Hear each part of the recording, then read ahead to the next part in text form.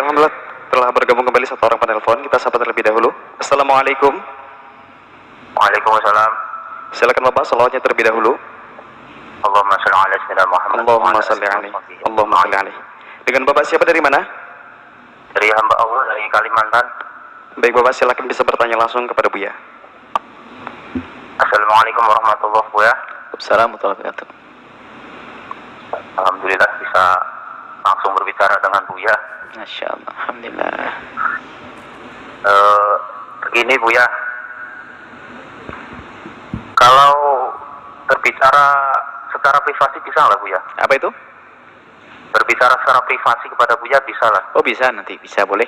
Boleh. Kalau hal-hal pribadi yang nggak boleh disebut ke orang lain, didengar orang lain, seharusnya seperti itu. Nanti ada langsung nomornya, nanti akan disimpan, nanti dihubungi. Karena aib pribadi nggak boleh dibongkar. Iya ya. Baik. Ini saya mau tanya tentang ini Buya yang pertama. Saya dulu pernah bertanya, saya imam masjid gitu ya. Yang dulu saya pernah bertanya, kalau mengqadha sholat itu kan nggak boleh. Maksudnya kita itu nggak punya tanggungan sholat, terus kita mengqadha untuk orang lain itu nggak boleh. Nah, ini kan saya kebetulan ada jamaah itu terkadang kan ada yang dia punya tanggungan sholat banyak gitu kan, pernah meninggalkan sholat dalam jangka waktu lama gitu. Nah, sebagaimana hukumnya yang Buya sampaikan kan, kalau orang punya tanggungan sholat wajib, dia nggak boleh melakukan sholat sunnah. Nah, biasanya orang itu karena punya tanggungan sholat banyak, itu mengqadha kan berat sekali gitu Buya.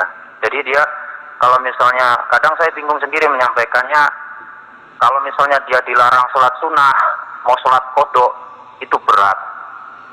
Nah, karena misalnya hukumnya begitu, misalnya nggak boleh sholat sunnah, akhirnya nggak sholat sunnah, nggak sholat qadha gitu. Jadi baiknya bagaimana gitu Buya? Baik, Masya Allah. Terus lalu ini Buya yang kedua, saya mau tanya masalah kewajiban berhaji itu ya. Kalau misalnya memang jelas orang itu sudah di luar tanggungan nafkah, di luar hutangnya, dia kan berkewajiban haji gitu kan. Nah, itu kalau menunda itu bagaimana hukumnya? Padahal dia sudah mampu, andaikan dia berangkat itu dia mampu gitu kan. Tapi dia ini malah menunda, misalnya dia ingin lebih, misalnya ya untuk, kalau misalnya Buya pernah menyampaikan misalnya untuk anak sekolah mungkin masih boleh, atau tapi ini misalnya untuk dia misalnya sudah punya toko, pengen bangun toko lagi, atau dia pengen memperluas tanahnya, atau intinya ingin menambah kekayaannya gitu. Padahal dia, andaikan dia untuk berangkat haji, dia sudah mampu sebenarnya, dia sudah sangat mampu, bahkan lebih dari cukup gitu. Tapi dia tidak berangkat, dia menunda, dan dia alasannya adalah yaitu untuk misalnya untuk menambah tokonya atau menambah kekayaannya. Nah, itu bagaimana hukumnya gitu Buya? Terima kasih Mbak Buya jawabannya. Baik, Masya Allah. Assalamualaikum warahmatullahi wabarakatuh. Assalamualaikum warahmatullahi wabarakatuh. Yang pertama adalah, memang betul, kita tidak boleh mengqadha sholat yang tidak pernah kita tinggalkan. Kita tidak pernah punya utang kok mengqadha sholat, nggak boleh, nggak jelas, kayaknya kira-kira nggak bisa.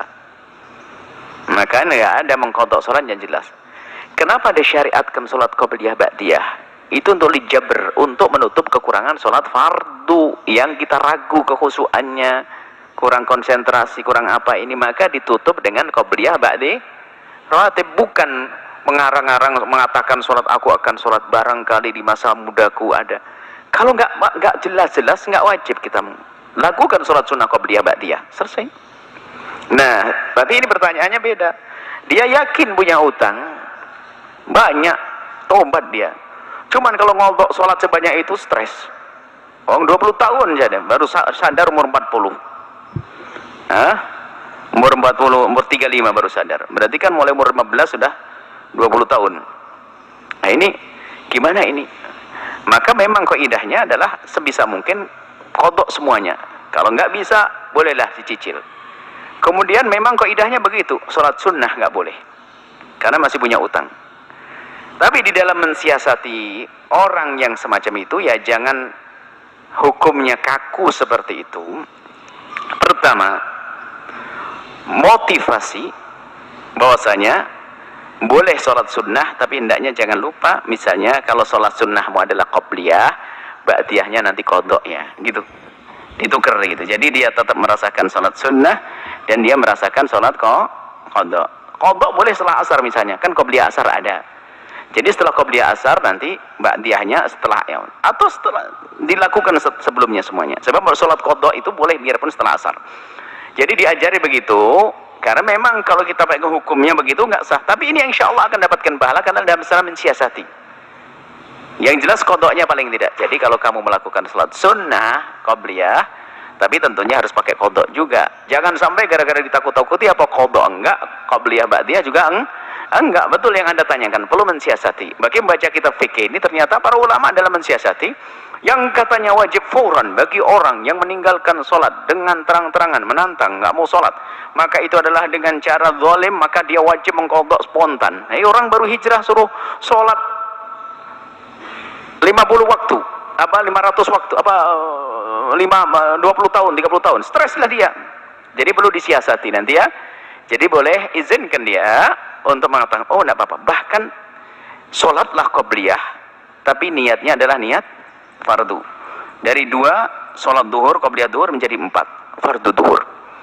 Dan pahamkan ke dia, pahalanya adalah bukan sekedar lipatkan 2 kali, berlipat-lipat, gak ada bandingannya. Kalau Anda melakukan sholat qabliyah dapat pahala besar, tapi kalau dijadikan sholat duhur qadha tadi pahalanya besar, gak bisa dibandingkan.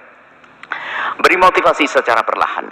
Yang penting dia sudah mau hijrah, mau tobat, jangan disiksa dengan hukum-hukum yang berat semacam itu. Insyaallah. Yang kedua adalah orang yang sudah punya bekal haji kok kemudian belum haji, hukumnya adalah dosa dan dia wajib haji. Adapun kapan waktunya, ini karena wajib haji itu adalah tarakhi, tidak langsung di saat dia kaya langsung haji. Pokoknya wajib haji sampai sebelum mati. Lah matinya kita kan nggak tahu. Jangan sampai mati belum haji. Maka dari itu kita wajib melaksanakan penggantinya haji dulu sebelum berangkat haji, namanya azm.